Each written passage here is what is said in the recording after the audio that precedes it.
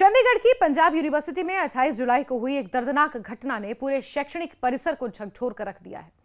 हरियाणा के महेंद्रगढ़ जिले की रहने वाली 26 साल की शोध छात्रा यानी कि रिसर्च स्कॉलर ज्योति की करंट लगने से मौत हो गई। इस हादसे के बाद विश्वविद्यालय प्रशासन की कार्यप्रणाली पर गंभीर सवाल उठे और छात्रों का गुस्सा फूट पड़ा। आक्रोशित विद्यार्थियों ने विश्वविद्यालय के गेट तोड़कर कुलपति यानी कि वाइस चांसलर कार्यालय तक मार्च किया और जिम्मेदार अधिकारियों के खिलाफ कार्रवाई की मांग की। मृतका के परिजनों ने शुरुआती दौर में शव लेने से इनकार कर दिया और घटना की निष्पक्ष जांच और ठोस सबूत सामने रखने की मांग की। देर रात तक चली बातचीत के बाद पंजाब यूनिवर्सिटी प्रशासन और परिवार के बीच समझौता हुआ, जिसके तहत परिवार को 21 लाख रुपए का मुआवजा देने और मृतका के भाई को विश्वविद्यालय में नौकरी देने पर सहमति बनी। इसके बाद पोस्टमार्टम की प्रक्रिया आगे बढ़ाई गई। मृतका के चाचा जतिंदर ने बताया कि घटना वाले दिन सुबह लगभग 10 बजे ज्योति के पिता रविंद्र, जो एक स्कूल में बस ड्राइवर हैं, पंजाब यूनिवर्सिटी प्रशासन की ओर से फोन आया। उन्हें बताया गया कि उनकी बेटी को करंट लग गया है और उसकी मौत हो गई है। परिवार इस घटना पर विश्वास नहीं कर पाया क्योंकि उनके अनुसार ज्योति के शरीर पर करंट लगने के स्पष्ट निशान दिखाई नहीं दिए। उन्होंने प्रशासन से मांग की कि कैंपस में लगे सीसीटीवी कैमरों की फुटेज दिखाई जाए ताकि ये स्पष्ट हो सके कि वास्तव में हादसा हुआ कैसे। उनका कहना था कि जब तक उनके सभी सवालों के जवाब नहीं मिलते तब तक वो शव को नहीं लेंगे। परिवार ने यह भी सवाल उठाया कि जिस स्थान पर हादसा हुआ वहां से कुछ ही दूरी पर सुरक्षा कर्मी तैनात रहते हैं, फिर भी समय पर सहायता क्यों नहीं पहुंची। ज्योति पंजाब यूनिवर्सिटी के साउथ कैंपस स्थित हॉस्टल नंबर 10 में रहती थी और माइक्रोबायोलॉजी विषय में पीएचडी कर रही थी। वो अपनी पढ़ाई छात्रवृत्ति के सहारे पूरी कर रही थी। उनके परिवार की आर्थिक स्थिति साधारण थी।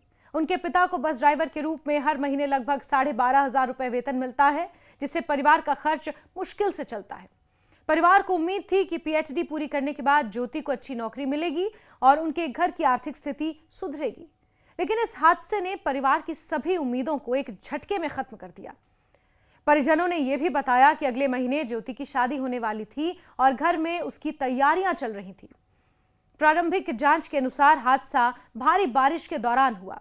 सुबह से लगातार तेज बारिश होने के कारण सड़कों पर लगभग आधा फुट तक पानी भर गया था। ज्योति सड़क के बजाय हॉस्टल नंबर 8 के पीछे बने फुटपाथ से होकर जा रही थी और इस दौरान फुटपाथ पर एक मोटी बिजली की केबल पड़ी थी। जांच से जुड़े सूत्रों के मुताबिक वहां कई जंक्शन बॉक्स में और बिजली की केबलें मौजूद थी।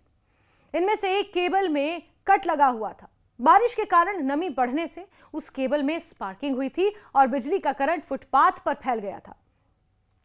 जैसे ही ज्योति वहां से गुजरी, वो करंट की चपेट में आ गई और मौके पर गिर पड़ी। बताया गया कि हादसे के बाद परिजनों के विश्वविद्यालय पहुंचने से पहले प्रशासनिक कर्मचारियों ने वहां पहुंचकर जंक्शन बॉक्स बंद कर दिया और पूरे इलाके को बैरिकेड लगाकर घेर दिया। घटना के प्रत्यक्षदर्शी वंशराज ने बताया कि वो उस समय साइकिल से गुजर रहे थे। उन्होंने देखा कि एक युवती पानी में गिरी हुई है। उन्होंने सबसे पहले उसका बैग पकड़कर उसे बाहर निकालने की कोशिश की, लेकिन बैग की पट्टी टूट गई। इसके बाद उन्होंने पास से गुजर रहे एक छात्र से हॉकी स्टिक ली और उसकी मदद से ज्योति को पानी से बाहर खींचा। तब तक वो बेहोश हो चुकी थी। उन्होंने सुरक्षित स्थान पर ज्योति को ले जाकर पैरों की मालिश की और आसपास के लोगों को मदद के लिए बुलाया।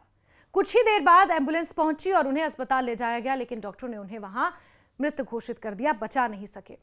हादसे के बाद छात्राओं ने गंभीर आरोप लगाए कि करंट लगने के बाद ज्योति लगभग 1 से 2 मिनट तक मदद के लिए चिल्लाती रही, लेकिन विश्वविद्यालय का कोई कर्मचारी उनकी सहायता के लिए नहीं पहुंचा। उन्होंने कहा कि घटनास्थल से 100 मीटर से भी कम दूरी पर सुरक्षाकर्मी और अन्य संस्थान मौजूद थे, फिर भी किसी ने समय रहते हस्तक्षेप नहीं किया। छात्राओं ने विश्वविद्यालय प्रशासन की आपातकालीन व्यवस्था पर भी सवाल उठाए।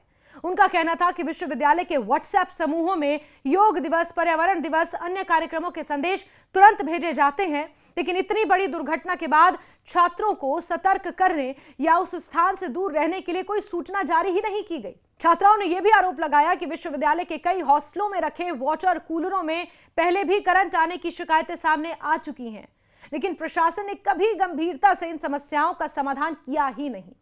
उनका कहना था कि यदि समय रहते विद्युत व्यवस्था की जांच और मरम्मत कराई जाती तो शायद यह हादसा टाला जा सकता था। घटना के विरोध में बड़ी संख्या में छात्र विश्वविद्यालय परिसर में एकत्रित हुए और प्रदर्शन शुरू कर दिया। प्रदर्शन के दौरान कई छात्र वाइस चांसलर कार्यालय तक पहुंचे और जिम्मेदार अधिकारियों के खिलाफ सख्त कार्रवाई की मांग की। छात्र नेताओं ने विश्वविद्यालय के इंजीनियरिंग विभाग, विशेषकर एक्सियन कार्यालय के जिम्मेदार अधिकारियों को इस घटना के लिए उत्तरदायी ठहराया। छात्र नेता सारा ने कहा कि संबंधित अधिकारियों का तत्काल इस्तीफा लिया जाए और उनके खिलाफ लापरवाही का आपराधिक मामला दर्ज किया जाए।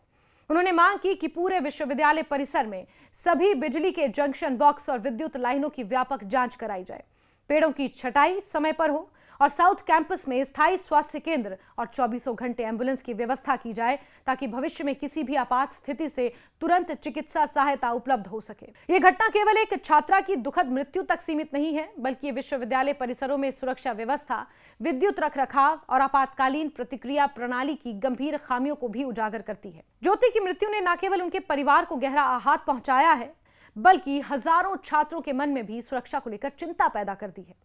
अब सभी की निगाहें इस बात पर टिकी हैं कि जांच में तथ्य सामने आते हैं और विश्वविद्यालय प्रशासन भविष्य में ऐसी घटनाओं की पुनरावृत्ति रोकने के लिए कितने प्रभावी कदम उठाता है।